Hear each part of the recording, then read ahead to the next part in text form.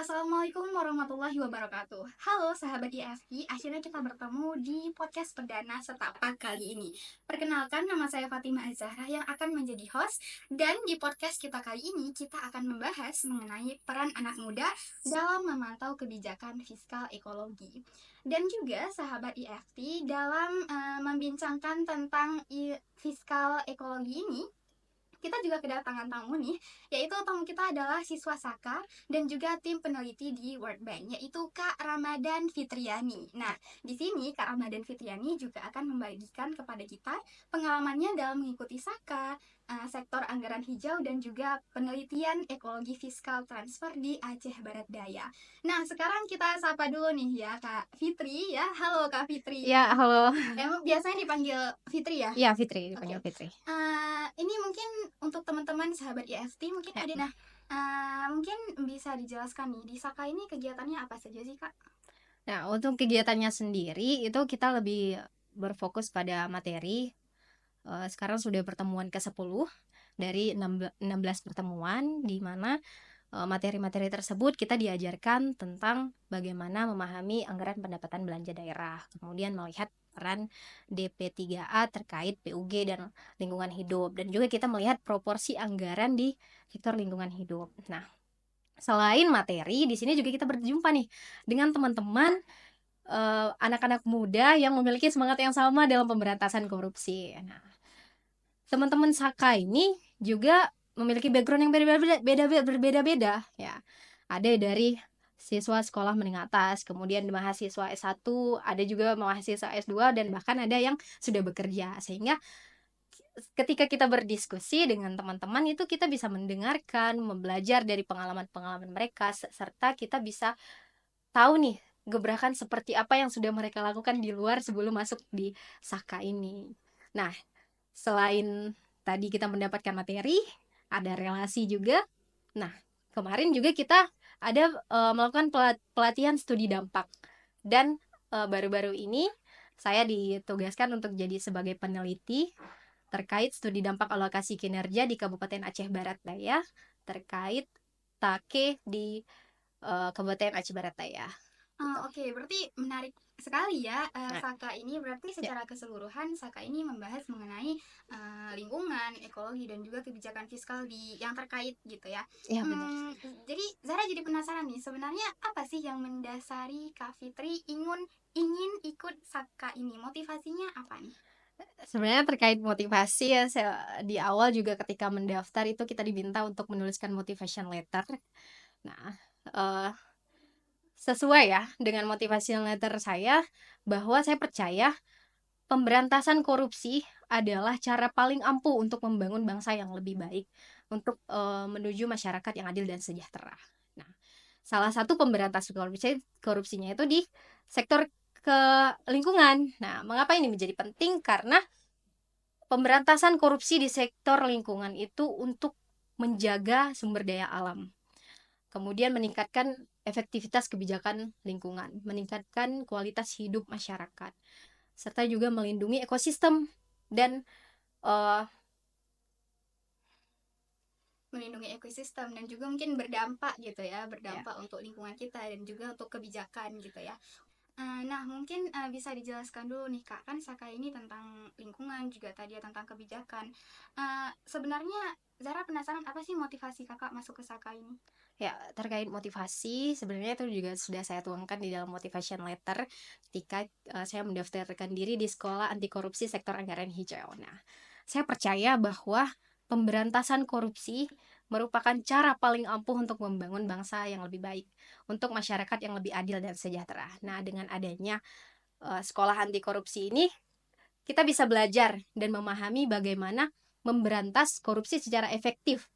Dan di sini juga menjadi langkah nyata bagi saya dan teman-teman Saka untuk berkontribusi dalam pemberantasan korupsi di Aceh secara khusus dan Indonesia secara umum gitu kira-kira. Oh, menarik sekali Ya, motivasinya dan tapi setelah kita pikir-pikir motivasinya itu kan besar gitu ya, ya, maksudnya membuat dampak gitu, berdampak seperti itu ya. ya, Jadi Zara jadi pengen tahu ketika kakak masuk ke Saka sektor anggaran hijau ya, ya, anggaran hijau. apa yang tujuan kakak itu sudah diperoleh, apa saja sih yang kakak dapatkan selama sudah masuk di Saka ini? Ya, Selama belajar di Saka itu kita sudah ada 10 pertemuan di kelas, itu fokus pada materi terkait bagaimana kita memahami anggaran pendapatan belanja daerah, kemudian kita melihat peran DP3A terkait PUG dan lingkungan hidup, dan kita juga memahami proporsi anggaran di lingkungan hidup. Nah, selain materi-materi itu, kita juga di sini bertemu dengan teman-teman nih, dengan teman anak-anak muda yang memiliki semangat yang sama dalam pemberantasan korupsi.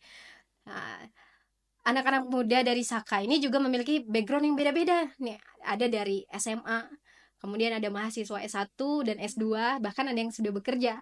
Jadi ketika kita berdiskusi, saling berbagi pengalaman, kita bisa belajar dari pengalaman teman-teman Saka, dan kita juga bisa tahu nih, gebrakan apa saja yang sudah mereka lakukan di luar sana sebelum masuk di sekolah anti korupsi ini. Jadi begitu. Nah, selain materi, kemudian kita dapat relasi juga, dan kemarin kita uh, ada pelatihan studi dampak terkait alokasi kinerja, dan baru-baru ini saya ditugaskan sebagai peneliti di salah satu kabupaten yang ada di Aceh, yakni Aceh Barat Daya, untuk meneliti studi dampak terkait alokasi kinerja. Itu disebut dengan TAKI. Ya, Oke. ya begitu. Nah, tadi kan kakak sempat Ya. sempat sebut tentang penelitian dampak dan juga TAKI. Mungkin ada beberapa sahabat IFT yang masih belum paham. Jadi mungkin bisa kakak jelaskan sebenarnya apa sih itu penelitian dampak, TAKI, dan mungkin ada teman-temannya juga gitu. Iya, benar. Nah, jadi penelitian ini disebut dengan penelitian EFT. Nah, penelitian EFT itu adalah ekologi fiskal transfer, di mana itu merupakan transfer anggaran dari pemerintah yang berbasis ekologi. Nah, EFT sendiri ini memiliki skema insentif di semua tingkat pemerintahan. Misalnya di nasional, itu disebut dengan TANI, transfer anggaran nasional berbasis ekologi yang diberikan kepada provinsi. Nah, di provinsi sendiri itu ada disebut dengan TAPI. Nah, transfer anggaran provinsi berbasis ekologi yang diberikan pemerintah provinsi ke pemerintah kabupaten kota. Nah, di pemerintah kabupaten kota sendiri itu disebut dengan TAKI. Nah, TAKI itu adalah transfer anggaran kabupaten berbasis ekologi dari pemerintahan kabupaten ke pemerintahan kampung-kampung atau desa-desa. Jadi dia bertahap. Jadi secara sederhananya adalah ini merupakan transfer anggaran berbasis ekologi yang diberikan kepada daerah-daerah atau kampung-kampung yang memiliki kinerja yang baik dan mau menjaga atau merawat lingkungan. Jadi mereka diberikan reward hadiah nih sebagai bentuk apresiasi kepada daerah-daerah atau kampung-kampung yang sudah mau menjaga lingkungan. Begitu kira-kira. Oh begitu, mungkin simpelnya itu EFT ya? Ya, EFT EFT. ini kayak biaya anggaran yang dikasih ke pemerintah untuk masyarakat menjaga lingkungannya gitu. Iya, betul sekali. Nah, terus kan Kak Fitri ini udah belajar tentang EFT, TAPE, TAKI gitu ya.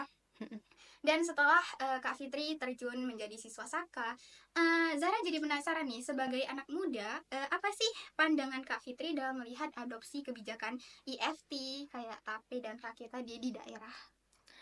Ya, saya pikir ini merupakan kebijakan yang bagus. Kita sebagai anak muda perlu untuk mendukung kebijakan-kebijakan positif ini, di mana ini juga kebijakan pemerintah sebagai komitmennya pemerintah untuk lebih efektif melestarikan lingkungan, dan ini juga meningkatkan kesadaran masyarakat bahwa konservasi itu penting. Nah, dan di Indonesia sendiri itu sudah 40 Pemda, pemerintah daerah yang menerapkan alokasi kinerja, terdiri dari 5 provinsi, kemudian 31 kabupaten kota, dan 4 kota. Nah, itu total anggaran sampai sekarang itu berjumlah 355,4 miliar. Ya, begitu. Besar sekali Iya, ya. betul. Nah, jadi kan tadi Kak Fitri juga sempat mention sudah melakukan penelitian mengenai EFT itu kan.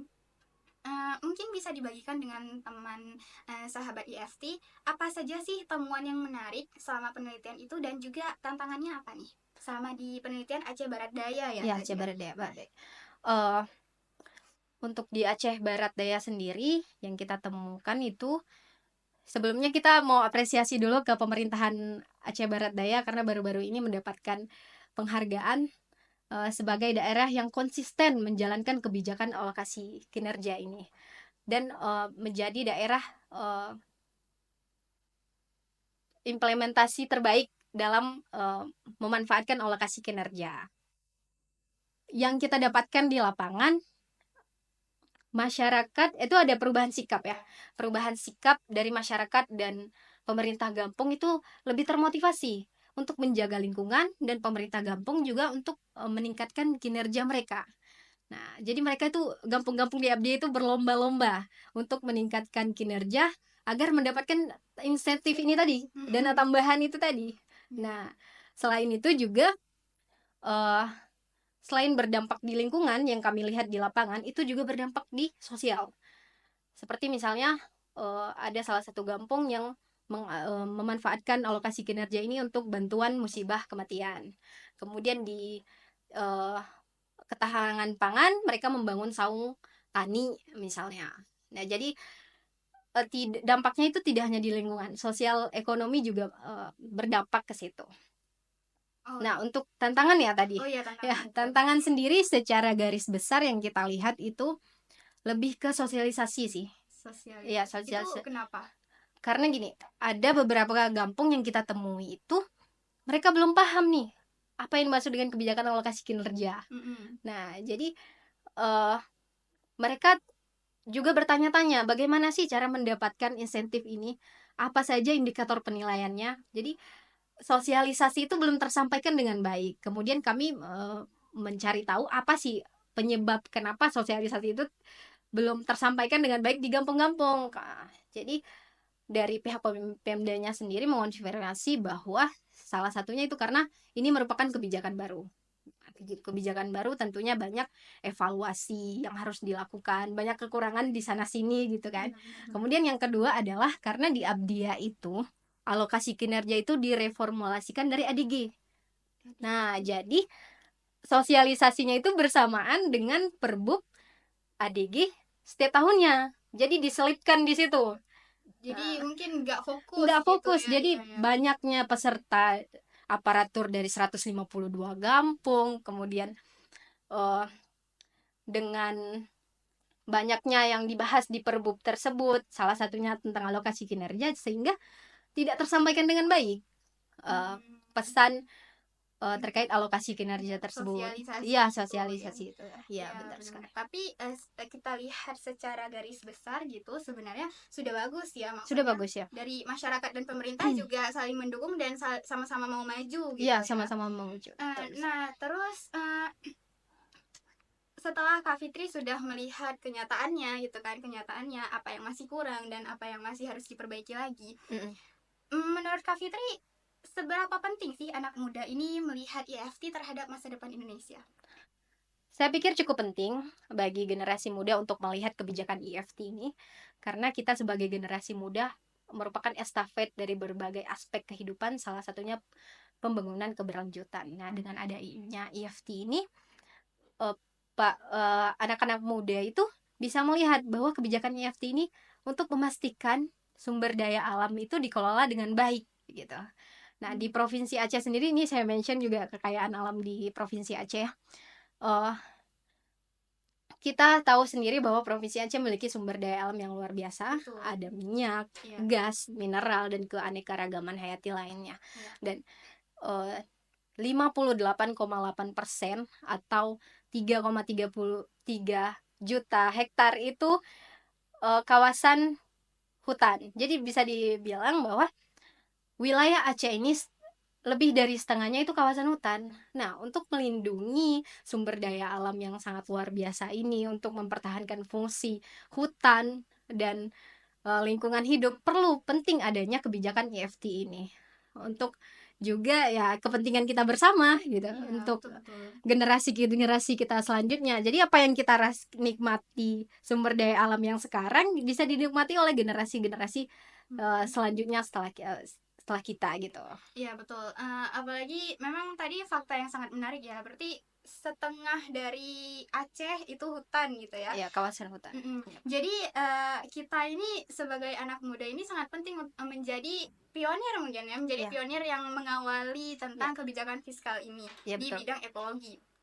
Nah, jadi setelah kita sudah membahas tentang EFT, juga TAPE, TAKE, dan juga sampai ke sharing-sharing sedikit mengenai penelitian Kak Fitri tadi, mungkin ya sebagai penutup nih, mungkin sahabat EFT ada yang mau mendapatkan pesan dari Kak Fitri ini. Apa nih kira-kira pesannya untuk anak muda sekarang? Ya, pesan untuk anak muda berarti pesan untuk diri saya sendiri juga, ya, untuk teman-teman, untuk Zahra juga, untuk teman-teman juga. Nah, saya dua hal sih sebenarnya.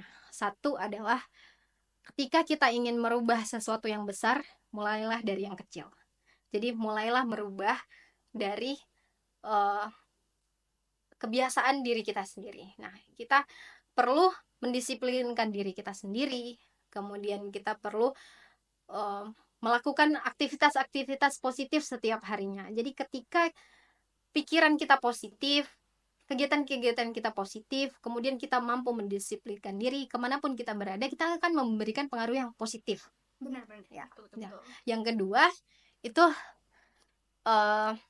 untuk anak-anak muda, untuk diri saya sendiri juga dan teman-teman, bahwa ketika kita mengerjakan sesuatu hal, kerjakanlah itu sebaik mungkin, sebisa mungkin, semampu kita, dan pastikan apa yang kita kerjakan itu bermanfaat bagi kita dan lingkungan sekitar.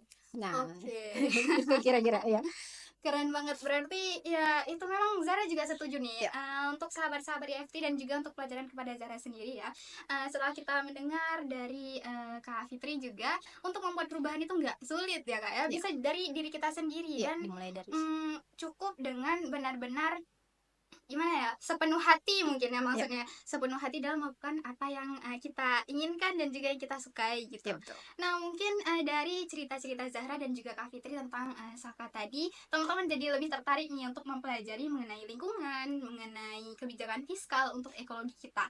Dan untuk kedepannya Saka ada buka sekolah lagi nggak Kak nanti? Ya, ada. Setiap tahunnya kita akan ada buka kelas lagi ya? Iya, kelas lagi. Nah bener banget, jadi untuk teman-teman sahabat EFT, kalau misalnya nanti udah tertarik, bisa banget langsung dipantau aja Instagram Gerak dan juga Saka, untuk supaya nggak juga lupa sama dan nggak juga ketinggalan sama info-info kita ya gitu ya. Nah jadi karena kita udah sampai di akhir podcast kita, Zahra dan Kak Fitri mohon maaf terhadap segala kesalahan juga, dan juga terima kasih juga untuk Kak Fitri sama-sama udah menjadi tamu di podcast perdana ini, dan juga terima kasih juga untuk sahabat EFT yang sudah mendengarkan dengan setia sampai akhir. Nah dan jangan lupa juga untuk follow Instagramnya supaya nggak ketinggalan informasinya juga. Dan sampai nanti teman-teman. Assalamualaikum warahmatullahi wabarakatuh.